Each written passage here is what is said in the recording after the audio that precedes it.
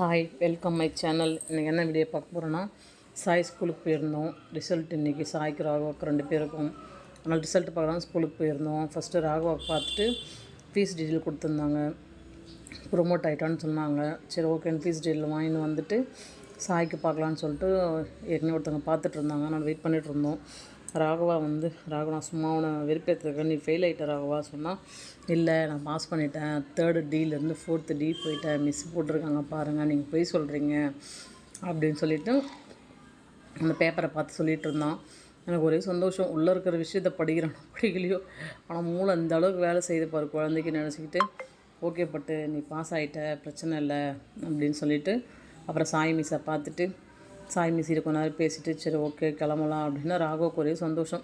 Pass பண்ணிட்டோம்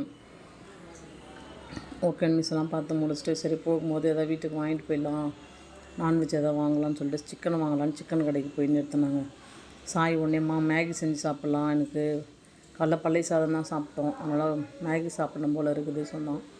சரி ஓகேன்னு மேகி பாக்கெட் ஒன்று வாங்கிக்கிட்டு அதுக்கப்புறம் சாயோட செப்பலை எடுத்துக்கிச்சு.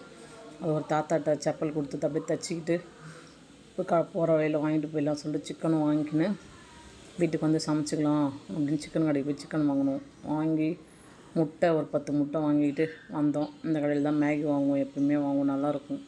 கடையில் வந்து மேகி வாங்கிக்கிட்டு அப்படியே வீட்டுக்கு வந்தோம். வந்து மேகி செஞ்சுட்டு மதியம் சம்மர் கேம்ப் போகணும், பசங்க ஸ்கூலுக்கு போகணும், திரும்பவும் செஞ்சு கொடுத்துட்டு சாப்பிட்டு ஸ்கூலுக்கு போயிட்டு வந்துட்டு திரும்ப ரோட்டில் கொஞ்ச நேரம் விளையாட கேட்டுட்டு இருந்தாங்க.